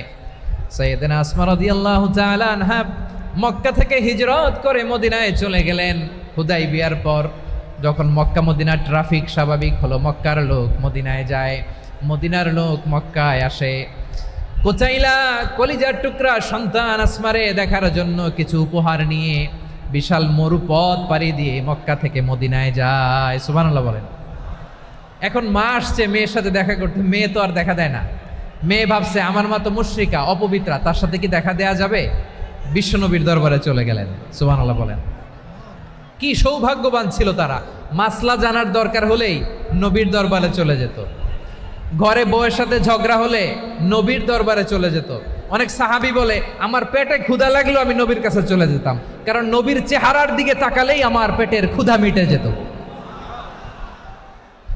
সাইয়েদনা আসমা রাদিয়াল্লাহু তাআলা আনহা বিশ্বনবীর কাছে চলে গেলেন, যে বললেন ইয়া রাসূলুল্লাহ ইয়া হাবিবাল্লাহ ইন্না উম্মি কাদিমাতুন ইলাইয়া ওয়া হিয়া রাগিবা। আমার মা মক্কা থেকে অনেক দূর মরুর পথ পাড়ি দিয়ে উপহার সামগ্রী নিয়ে মদিনায় আমার সাথে দেখা করতে এসেছে গো নবী। আমার জানতে বড্ড ইচ্ছে হয় আমি আমার মুশরিকা মাখা করতে পারবো কিনা। আফা আসিলুহা, আগে যেমনি আমি আমার মায়ের সাথে ভালো আচরণ করতাম, যেমনি আমি আমার মায়ের সাথে সদাচরণ করতাম গো নবী, এখন আমি মুসলিমা মা মুশরিকা, এখনো কি আগের মতো সদাচরণ করতে পারবো নাকি? বিশ্বনবী বললেন নাম সিলিহা, হ্যাঁ রে আসমা, অবশ্যই অবশ্যই, আগে ঠিক যেমন তুমি তোমার মায়ের সাথে ভালো আচরণ করতে, এখনো তেমনি আগের মতো ভালো আচরণ করবা। আওয়াজ করে পড়েন সুবহানাল্লাহ। কি ইসলাম আমরা পেয়েছি! কত ব্রড মাইন্ডেড আমাদের ইসলাম, কত ওপেন মাইন্ডেড ইসলাম, কত ওপেন আপ করতে পারে, চিন্তা করতে পারেন। বিষ্ণু বললেন হ্যাঁ অবশ্যই, নাম সুলিহা, আগে যেমনি ভালো আচরণ করছো আসমা, এখন ওই রকমই করো, পারলে আরো বাড়াই করো। সুবহানাল্লাহ বলেন। তাহলে আমার যে হিন্দু ভাইয়েরা, হিন্দু বোনেরা, ইমানের বদৌলতে দৌলতে আপনি ধন্য হয়েছেন, আপনার আম্মা আব্বা এখনো মুসলমান হয় নাই, তাদের জন্য দোয়া করেন, তাদের জন্য দোয়া করেন, আল্লাহ যেন তাদেরকেও ইমানের দৌলত দান করে। আমরা সবাই পড়ি আমিন, আরো জোরে পড়েন আমিন। এখন বলেন ইসলাম কি ন্যারো মাইন্ডেড রিলিজিয়ান না ব্রড মাইন্ডেড? লালমনিরহাটের যুবক ভাইরা আওয়াজ করো, ইসলাম কি ন্যারো মাইন্ডেড না ব্রড মাইন্ডেড? কতটা ব্রড মাইন্ডেড দেখেন। বিশ্বনবী সাল্লাল্লাহু আলাইহি সাল্লাম অমুসলিমরা যদি নবীকে উপহার দিত, ওই উপহারও বিশ্বনবী গ্রহণ করতেন। সুবহানাল্লাহ পড়েন। আপনার অমুসলিম বন্ধু যদি উপহার দেয় সেটাও আপনি নিতে পারবেন, যেটা নেওয়া জায়েজ। কিন্তু আপনার বন্ধু যদি আপনার মদের বোতল দেয়, নিতে পারবেন? হ্যাঁ, মদের বোতল দিলে পারবেন না। আপনার বন্ধু যদি আপনার পর্ক দেয়, পর্ক, শুকরের গোশত মিশ্রিত কোনো খাবার, ওটা নিতে পারবেন না। হালাল যে কোনো জিনিস নিতে পারবেন। বিশ্বনবী সাল্লাল্লাহু আলাইহি ওয়াসাল্লাম অমুসলিমদের দেয়া হাদিয়া গ্রহণ করতেন। কেমন নবী ছিলেন? আমার নবীরে চিনে নেন, আমার নবীর অ্যাটিটিউড জেনে নেন। বিশ্বনবী সাল্লাল্লাহু আলাইহি ওয়াসাল্লাম যখন কোনো জনপদে যেতেন, 3টা অপশন নিয়ে যেতেন। প্রিয় ভাইয়ের, আওয়াজ করে বলতে হবে, কোনো জনপদে গেলে আমার নবীর অপশন থাকতো কয়টা? আমার মতো 3 আঙ্গুল উঁচু করে দেখান আর বলুন, আমার নবী কোনো জনপদে গেলে কয়টা অপশন নিয়ে যেতেন? 1 নম্বর অপশন, আসলিম তাসলাম। নতুন এলাকায় গেলে বলতেন আসলিম তাসলাম, ইসলাম ধর্ম গ্রহণ করো, শান্তিতে থাকবা, আমার ভাই হয়ে যাবো, আমরা ভাই ভাই। ইসলাম মানো, আমরা ভাই ভাই। অপশন নাম্বার কত? 1। যদি বলে না ইসলাম মানবো না, ওকে, অপশন নাম্বার 2, মুসলিম হওয়ার দরকার নাই, লা ইকরাহা ফিদ্দিন, ইসলামে কোনো বাড়াবাড়ি নাই। খ্রিস্টান আছো থাকো, বৌদ্ধ আছো থাকো, ইহুদি থাকতে চাও থাকো, কিন্তু আমরা যেহেতু রিজিওনাল সুপার পাওয়ার, আমাদের আন্ডারে থাকো, ট্যাক্স দিয়া থাকো, এটার বলে জিজিয়া। আলেম যারা আছেন বুঝবেন, এটার আরবিতে কি বলে? জিজিয়া। You pay us the tax, we will give you the security. তোমরা ট্যাক্স দিবা, আমরা সিকিউরিটি দিব, আমাদের আওতায় থাকবা, কেউ তোমাদেরকে আক্রমণ করতে পারবে না, আমরা নিরাপত্তা দিব। সুবহানাল্লাহ বলেন। এটা অপশন নাম্বার কত? আচ্ছা, বুঝে থাকলে বলেন, 1 নম্বর অপশন কি ছিল? ইসলাম। ইসলাম মানো, শান্তিতে থাকবা, ভাই ভাই, আমরা ভাই ভাই। অপশন নাম্বার 2, ট্যাক্স দাও, আমরা নিরাপত্তা দিব, মুসলিম হওয়া লাগবে না। এখন 1 নম্বরও মানে না, 2 নম্বরও মানে না, মুসলিম হবো না, ভালো, খ্রিস্টান থাকো, ট্যাক্স দাও, আমরা সিকিউরিটি দিব না, এটাও মানি না। বিষ্ণু বলেন, তাহলে তলোয়ার আমাদের আর তোমাদের মাঝে ফয়সালা করবে। মুসলিমও হব না, ট্যাক্স দিবা, নিরাপত্তা দিব, আমরা সুপার পাওয়ার, আমাদের আন্ডারে থাকবে, এটাও না। তাহলে তোমাদেরকে তো আমরা বিশ্বাস করতে পারি না, কখন না কখন বিশ্বাসঘাতকতা করো, কার সাথে মিলে হাত মিলাও, তলোয়ার আমাদের মাঝে ফয়সালা করবে। তখন তিনি জেহাদের সশস্ত্র সংগ্রামের ঘোষণা দিতেন। সুবহানাল্লাহ পড়েন। দেখেন, পশ্চিমারা জেহাদকে এইভাবে চিত্রায়িত করে না। ওরা জেহাদ বলতে বোঝায় তলোয়ার, হাত কাটো, গলা কাটো, না, জেহাদ সশস্ত্র সংগ্রাম 3 নম্বরে। অধিকাংশ ক্ষেত্রেই বিশ্বনবীর সুন্দর আচরণ দেখে, আরে আমার নবীর যে নুরানি চেহারা, অনেকে তো কেবল সিরেফ চেহারাটা দেখেই কালিমা পড়ে মুসলমান হয়ে গিয়েছে। যারা মুসলিম হয় নাই, তারা তাদের ইসলামেই বলবৎ ছিল, ট্যাক্স দিয়ে ইসলামের আন্ডারে ছিল। যারা এটাও মানে নাই, ওইটাও মানে নাই, তাদের বিরুদ্ধে জেহাদ। বিষ্ণু ইসলাম 7ম হিজরিতে যখন খায়বার বিজয়ের পরে ইসলাম রিজিওনাল সুপার পাওয়ার হিসেবে আত্মপ্রকাশ করলো, বিশ্বনবী চিঠি লিখলেন অন্যান্য সুপার পাওয়ারের কাছে, রাষ্ট্রীয় চিঠি লেখে এক রাষ্ট্রপ্রধান আরেক রাষ্ট্রপ্রধানের কাছে। ঠিক কিনা বলেন? জানেন না আপনারা? এই যে 24-এর ছাত্র নাগরিক অভ্যুত্থানে, এই অভ্যুত্থান যখন শুরু হয়, আমি তখন সাউথ আফ্রিকাতে, একটা স্ট্যাটাস দিয়েছিলাম, কোটা নয়, গোটা দেশ সংস্কার করা লাগবে। শুধু বাংলাদেশ নয়, সারা বিশ্বের বাংলা ভাষাভাষী লোকেরা এই আন্দোলনের সাথে সমর্থন তারা করেছে, এটাকে সাপোর্ট করেছে, তারা সমর্থন দিয়েছে। আমাদের ইউনাইটেড আরব আমিরাতের বাংলাদেশি ভাইয়েরা, তারা সেখানে রাস্তায় নেমে এসেছিল, জানেন? ওইখানে ডেমনস্ট্রেশন করা যায় না, সেখানকার সরকার তাদেরকে যাবজ্জীবন দিয়েছিল। তখন আমাদের এই যে প্রধান উপদেষ্টা ডক্টর মোহাম্মদ ইউনূস সরাসরি G2G বলে, এটারে G2G, government to government, G2G, উনি চিঠি লিখলেন যে তাদেরকে, ইউর হাইনেস, হে সম্মানিত আমির, আপনি আমার এই চিঠির কারণে আমার সম্মানে এই 53 জন বাংলাদেশিকে মাফ করে দেন। এই চিঠির বদৌলতে বেকসুর খালাস পেয়ে গিয়েছিল আমাদের ভাইরা। জানেন না এই ঘটনা আপনারা? তাহলে গভর্নমেন্ট টু গভর্নমেন্ট চিঠি দেওয়া হয়। 7ম হিজরিতে বিষ্ণু ইসলাম সব সুপার পাওয়ারের কাছে চিঠি দিলেন, রোমান সম্রাটের কাছে, পারস্য অধিপতির কাছে, মিশরের অধিপতির কাছে, সবার কাছে চিঠি লিখলেন। চিঠির ভাষা ছিল এরকম, মিন মুহাম্মাদিন রাসূলিল্লাহ ইলা মুকাওকিস আযীমিল কিবত, মুহাম্মদ রাসূলুল্লাহর পক্ষ থেকে মিশরের বাদশার কাছে, আসলিম তাসলাম, ইসলাম মানো, শান্তিতে থাকবা, সালামুন আলা মান ইত্তাবা আল হুদা, শান্তি তার জন্য যে হেদায়েতের অনুসরণ করে। সুবহানাল্লাহ পড়েন। তো এই চিঠি অনেকে ভালোভাবে রিসিভ করেছে, অনেকে এই চিঠি পাওয়ার পরে নবীর কাছে আবার ইন রিটার্ন উপহার পাঠিয়েছে। কি পাঠিয়েছে? উপহার। মিশরের বাদশাহ মুকাউকেস তিনি বিশ্বনবীকে বিশাল এক উপহারের ডালি পাঠিয়েছেন। মিশরের বাদশাহ মুকাউকেস ছিলেন ধর্মে খ্রিস্টান। লালমনিরহাটের ভাইয়েরা আওয়াজ করে বলেন, মিশরের বাদশাহ ধর্মে কি ছিল? খ্রিস্টান। কি উপহার দিয়েছিল আমার নবীকে? শুনতে মনে চায়? আওয়াজ নাই লালমনিরহাটের গলায়, শুনতে মনে যায়? 1000 স্বর্ণ মুদ্রা, 1000 স্বর্ণ মুদ্রা। 2টা খ্রিস্টান দাসী, একজনের নাম মারিয়া বিনতে শামাউন আল কিবতিয়া, আরেকজনের নাম সিরিন বিনতে শামাউন আল কিবতিয়া। একজন খ্রিস্টান দাস 20 থান কাপড় জামা বানানোর জন্য, আমরা নবী যেন সেলাই করে জামা বানাতে পারে এজন্য 20 থান কাপড়, 20 থান ফাইন গার্মেন্ট। সুবহানাল্লাহ পড়বেন না? এরপরে একটা গাধা যেটার নাম ছিল উফাইর, আর একটা খচ্চর, এটার নাম ছিল দুলদুল। খচ্চর চিনেন? গাধা আর ঘোড়ার ক্রসিং এ যে প্রাণীটা দুনিয়াতে আসে এটার খচ্চর বলে। তো এই যে সুপার পাওয়ার, খ্রিস্টান বাদশার কাছে নবী চিঠি লিখলেন, ওই খ্রিস্টান বাদশাহ আমার নবীকে উপহার দিল। বিশ্বনবী এই উপহারগুলো সানন্দে গ্রহণ করেছে। সুবহানাল্লাহ পড়বেন না? তাহলে অমুসলিম কেউ যদি আপনাকে উপহার দেয়, হালাল উপহার হলে আপনি গ্রহণ করতে পারবেন। অনুরূপভাবে পারস্যের বাদশাহ, রোম সম্রাট বিশ্বনবীকে উপহার পাঠিয়েছেন। আমার নবী সবগুলো উপহার, গিফট গ্রহণ করেছেন। সুবহানাল্লাহ বলেন। তাহলে প্রিয় লালমনিরহাট, আওয়াজ করে বলুন, ইসলাম কি ন্যারো মাইন্ডেড রিলিজিয়ন না ব্রড মাইন্ডেড? আম্মাজান আয়েশার কাছে মাসালা জানতে চায় মেয়েরা, হে আম্মাজান, অগ্নি উপাসকেরা তাদের ঈদের দিন নওরোজের সময় আমাদেরকে পাখি দেয়, নেওয়া যাবে? উনি বললেন, ওরা জবাই করে দিলে নেওয়া যাবে না, কিন্তু ওরা যদি ফলমূল এরকম খাবার দেয় এগুলো নেওয়া যাবে। তার মানে অমুসলিমদের দেয়া উপহার এটা গ্রহণ করা যায়। সুবহানাল্লাহ বলেন।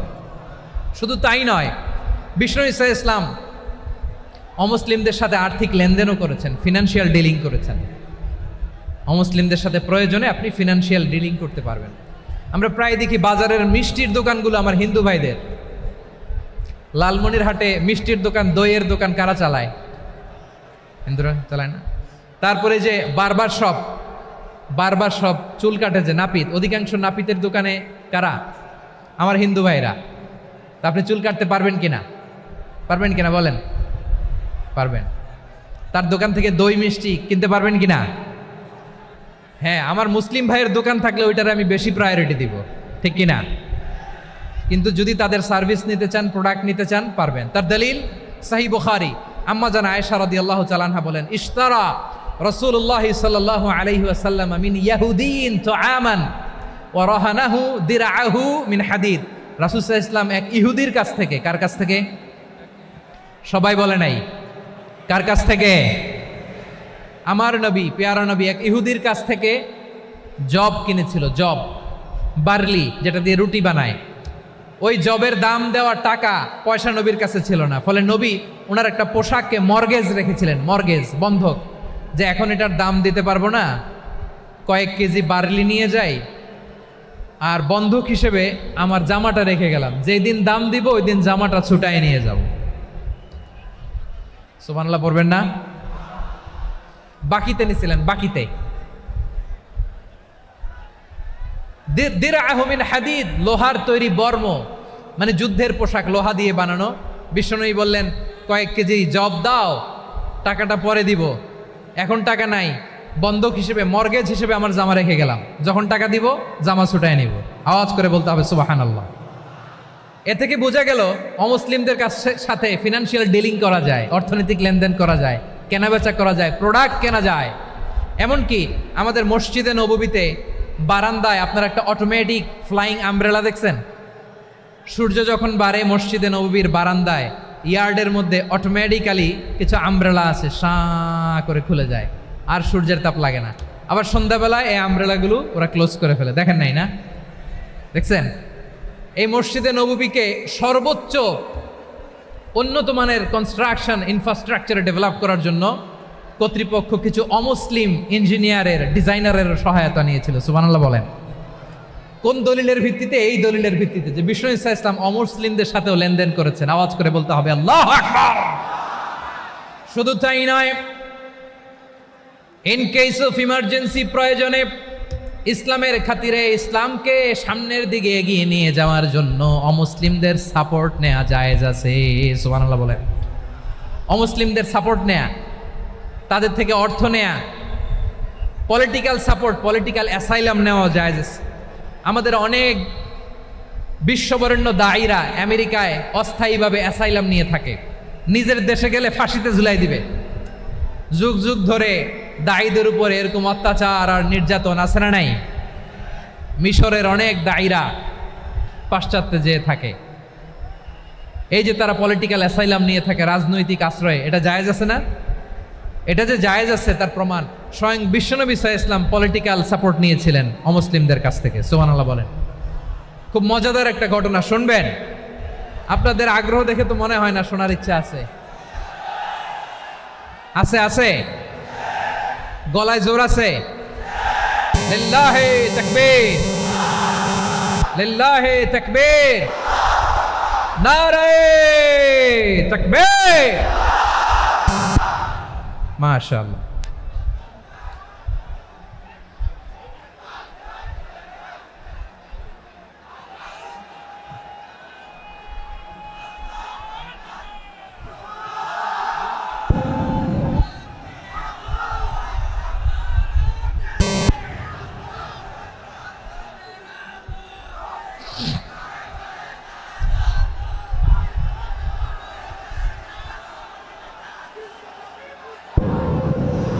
মাশাআল্লাহ মাশাআল্লাহ।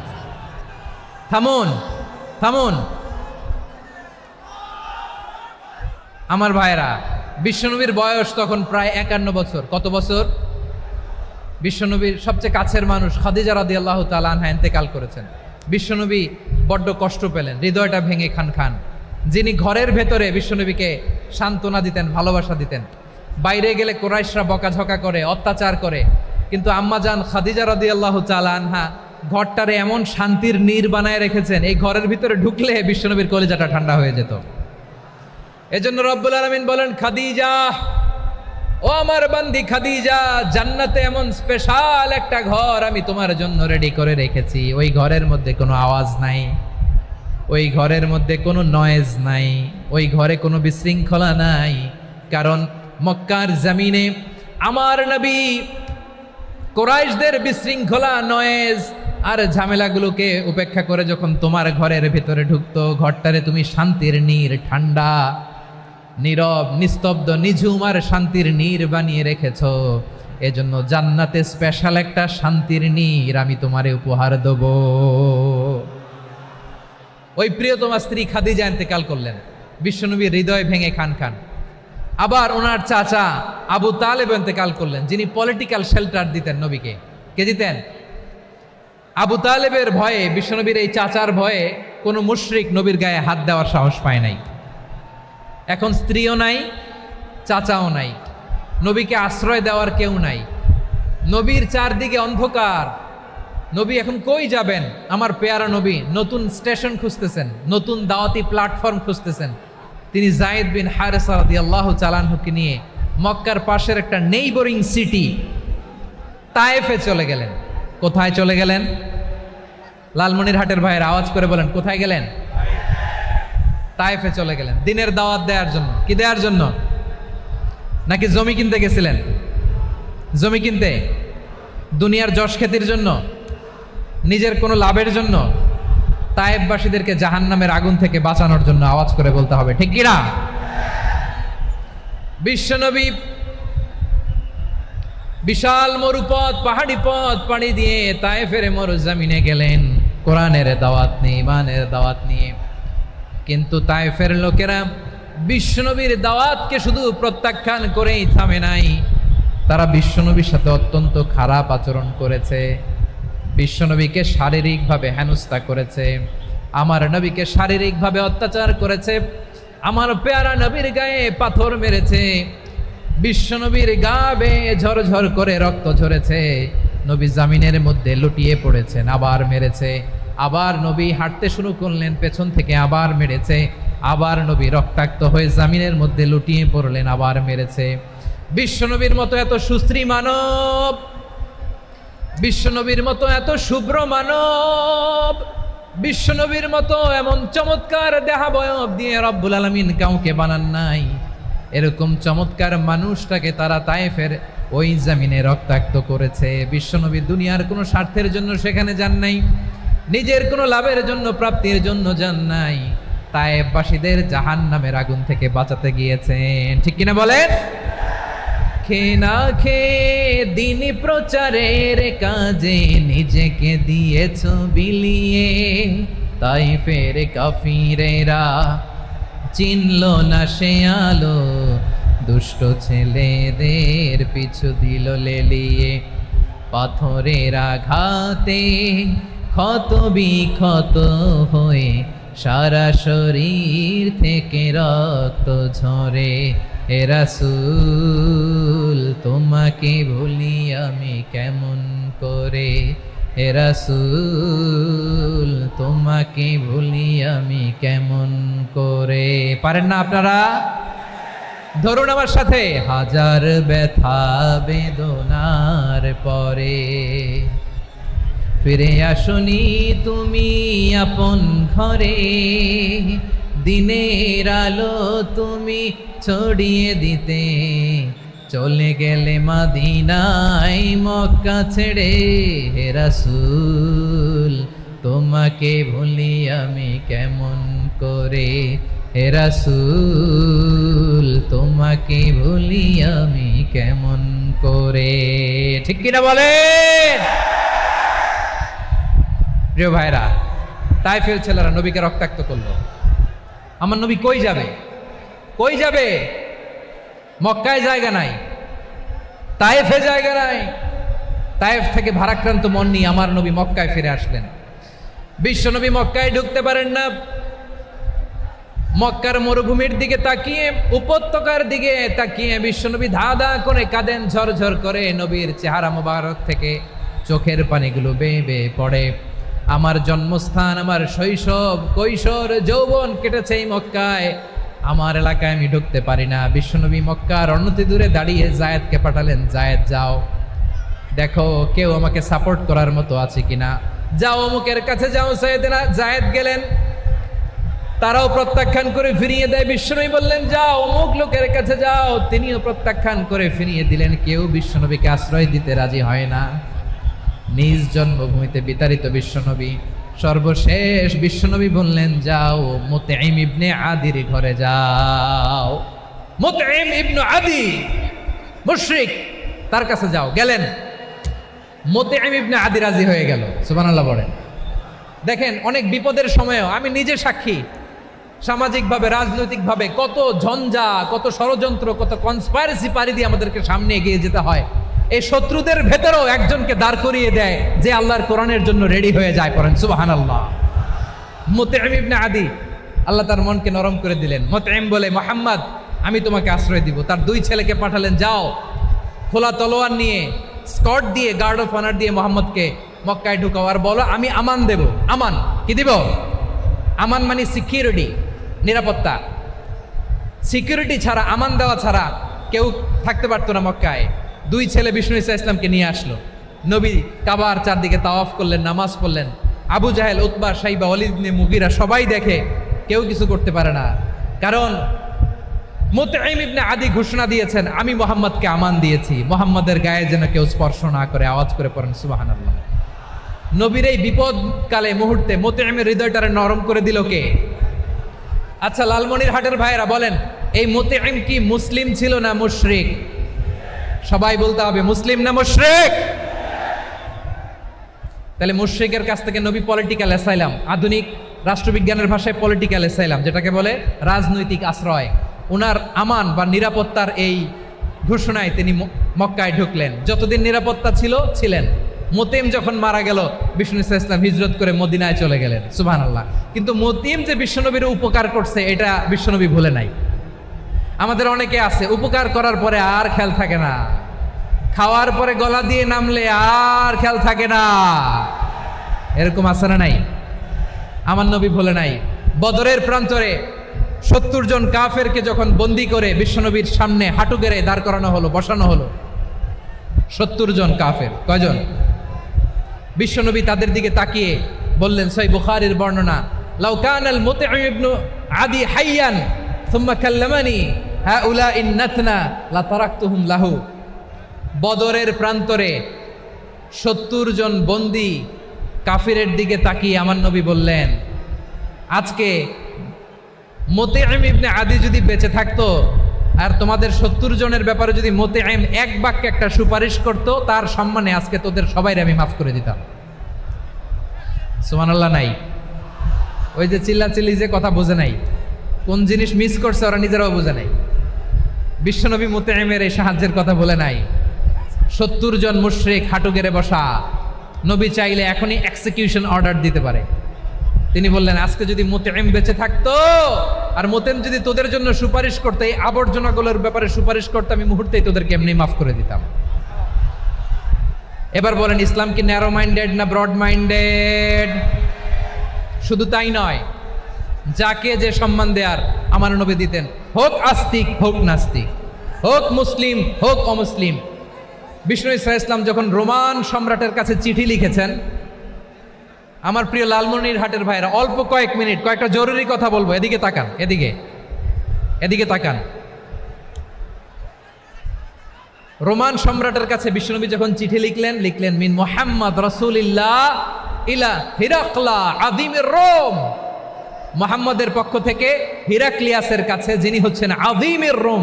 এটা নবী নিজ থেকে বানায় লিখছেন অতিরিক্ত সম্মান দিয়ে। কোনো রাষ্ট্রপ্রধান যখন আসে তাদেরকে আমরা কি বলি জানেন? তার নামের শেষে HE এটা লিখতে হয়, H.E. মানে হিজ এক্সেলেন্সি। কি লেখে? হিজ এক্সেলেন্টি, অথবা ইউর হাইনেস, ইউর ম্যাজেস্টি। দেখেন, বিশ্বনবী সাল্লাল্লাহু আলাইহি ওয়াসাল্লাম সব নবীদেরও নবী, তিনি একজন মুশরিক খ্রিস্টান সম্রাট রোমান সম্রাটের কাছে চিঠি লিখতে যেয়ে লিখতেছে, ইলা হিরাকলা আযীমির রোম, হিরাক্লিয়াসের কাছে আমার চিঠি, যিনি রোমের আযীম, হিজ হাইনেস, মানে রোমের অনেক সম্মানিত এক বাহাদুর। আওয়াজ করে বলেন সুবহানাল্লাহ। তার মানে যাকে যে সম্মান দেয়ার এটা বিশ্বনবী দিতেন। এমনকি যে ইহুদিরা ভালো ছিল, এই ইহুদিদেরও প্রশংসা করেছেন বিশ্বনবী মুহাম্মদুর রাসূলুল্লাহ সাল্লাল্লাহু আলাইহি ওয়াসাল্লাম। এক ইহুদির প্রশংসা করেছেন বিশ্বনবী। ইহুদির কার? আমি তো আমার ভাইয়ের প্রশংসা করি না, আমি তো এক আলেম আরেক আলেমরে স্পেস দেই না, আমি তো এক দায়ী আরেক দায়ীর সাথে বসতে চাই না। আমার নবী ইহুদির প্রশংসা করে। কার প্রশংসা? ওই ইহুদির নাম ছিল মুখাইরিক। সিরাত গ্রন্থ ঘাটলে পাবেন। তিনি বলেছেন, মুখাইরিক খাইরু ইয়াহুদ, Mukhairiq is the best of the Jews. জুইশদের মধ্যে সে সবচেয়ে ভালো। কেন প্রশংসা করলেন তার? এর কারণ মদিনা চার্টারে কথা ছিল, সব ধর্মের মুসলিম মুশরিক ইহুদিরা মিলে মদিনাকে রক্ষা করবে। কিন্তু 3য় হিজরিতে যখন উহুদের যুদ্ধ শুরু হলো, সবার কথা ছিল যেই আক্রমণ করে আমরা মদিনাকে বাঁচাবো। কোন শহরকে বাঁচাবো? মদিনাকে। কিন্তু কুরাইশরা যখন অ্যাটাক করলো, ইহুদিরা আর আসে না, ইহুদিরা আর বেরোয় না। বিষ্ণু বললেন, ওহে ইহুদিরা, তোমরা না চুক্তি করলে আমার সাথে যে মদিনা বাঁচাতে সবাই ঝাঁপিয়ে পড়বো, আসো। একটা ইহুদিও বেরোয় না, কেউ আসে নাই সেদিন, একজন ছাড়া। তার নাম মুখাইরেক। তার নাম কি? মুখাইরেক বাহাদুরের মতো ঘোড়সাওয়ার হয়ে বেরিয়ে গেলেন এবং বললেন, গোটা ইহুদি সাম্রাজ্যের একজনও যদি না আসে, আমি মুখাইরেককে কেউ ঘরে আটকে রাখতে পারবে না। বেরিয়ে আসলেন, এসে বললেন, আমি মুহাম্মদের পক্ষে যুদ্ধ করব। আমি মারা গেলে আমার সম্পদ আমার উত্তরাধিকারীরা পাবে না, আমার সম্পদ তোমরা মুহাম্মদকে দিয়ে দিবা। সুবহানাল্লাহ বলেন। উহুদের ময়দানে 70 জন মুসলমান শহীদ হলো। এই ইহুদি, সেও মুসলমানের পক্ষে যুদ্ধ করে নিহত হলো। সুবহানাল্লাহ বলেন। মুসলিমদের লাশ যখন নিয়ে আসা হলো, এই মুখাইরিকের লাশও নিয়ে আসা হলো। মুসলিমদের লাশের পাশে মুখাইরিকের লাশ দেখে বিশ্বনবী মুখাইরিকের প্রতি অনেক খুশি হলেন। আর বিশ্বনবী খুশি হয়ে বললেন, মুখাইরিক খৈরু ইয়াহুদ। মুখাইরিক, যদিও তুমি ইহুদি, তারপরে তুমি সব ইহুদিদের মধ্যে সেরা ইহুদি পড়েন সুবহানাল্লাহ। আমার নবী ইহুদিকেও সম্মান দিতে কার্পণ্য করে নাই, আওয়াজ করে বলেন আল্লাহু আকবার। প্রিয় ভাইরা, এবার সর্বশেষ আওয়াজ করে বলেন, ইসলাম কি ন্যারো মাইন্ডেড নাকি ব্রড মাইন্ডেড? সবাই বলেন ন্যারো মাইন্ডেড না ব্রড মাইন্ডেড?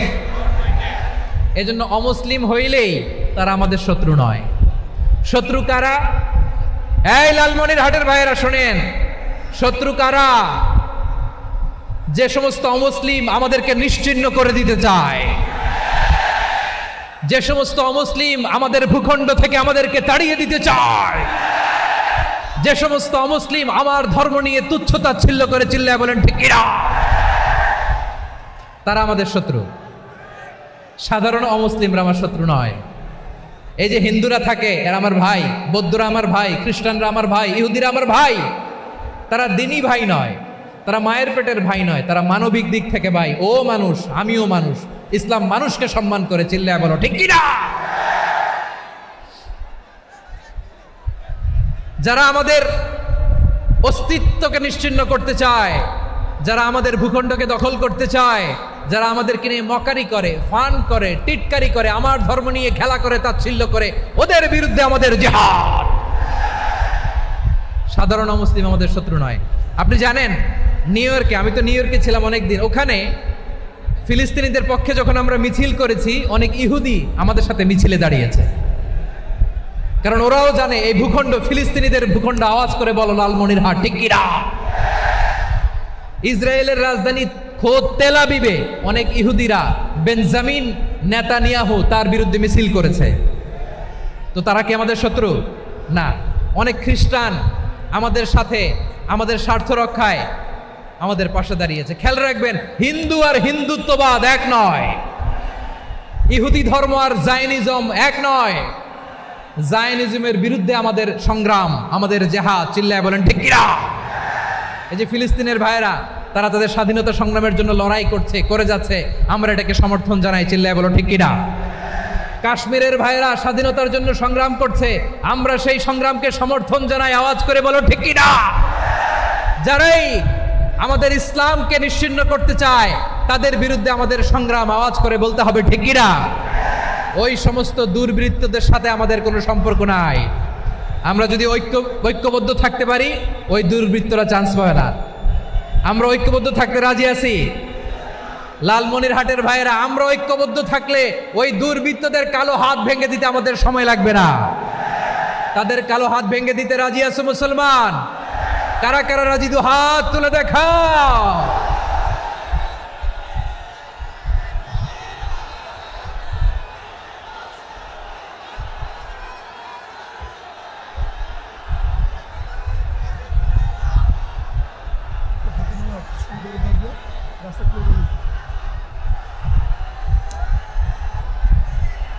আমার প্রাণ প্রিয় লালমনিরহাটের ভাইয়েরা, শত্রু কাফের আর অশত্রু কাফেরের মধ্যে পার্থক্য আছে না নাই? আবু তালেবও মুশরিক, আবু জাহেলও মুশরিক, কিন্তু দুই মুশরিকে পার্থক্য আছে না নাই? আবু তালেব নবীর চাচা, মুশরিক, মারা গিয়েছে মুশরিক অবস্থায়, কিন্তু আজীবন আমার নবীকে আগলে রেখেছে, আমার নবীকে সাপোর্ট করেছে, ভালোবেসেছে। আবু জাহেলও মুশরিক, মারা গিয়েছেও মুশরিক হিসেবে, আজীবন আমার নবীর বিরুদ্ধাচরণ করেছে। আবু জাহেলের শক্তি, সামর্থ্য, স্ট্র্যাটেজি, প্ল্যান সব আমার নবীর বিরুদ্ধে ছিল। এই আবু জাহেলের কারণে একটা দিন শান্তিতে আমার নবী মক্কায় ঘুমাতে পারে নাই, চিল্লায় বলেন ঠিক কিনা।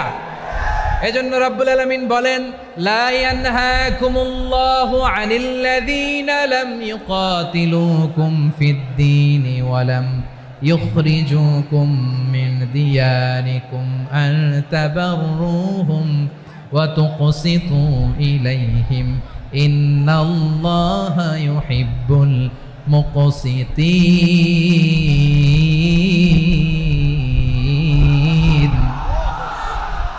আল্লাহ বলে, গোলামেরা শোনো শোনো, যে সমস্ত অমুসলিম তোমাদের সাথে ধর্মযুদ্ধে লিপ্ত হয় না, তোমাদের বিরুদ্ধে যে সমস্ত অমুসলিম অস্ত্র ধরে না, যে সমস্ত অমুসলিম তোমাদেরকে তোমাদের জন্মস্থান থেকে, ভূখণ্ড থেকে তাড়িয়ে দেয় না, তাদের সাথে ভালো আচরণ করতে আমি আল্লাহ নিষেধ করি নাই, তাদের সাথে সদাচরণে কোনো নিষেধাজ্ঞা নাই।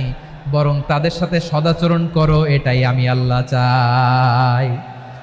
তাহলে আমার যে অমুসলিমরা আমাদের সাথে শত্রুতা করে না, তুচ্ছতাচ্ছিল্য করে না, আমাদের ভূমি থেকে আমাদেরকে উচ্ছেদ করতে চায় না, আমাদের বিরুদ্ধে অস্ত্র ধরে না, ওই অমুসলিম ভাইদের সাথে আমাদের কোনো দ্বন্দ্ব আছে?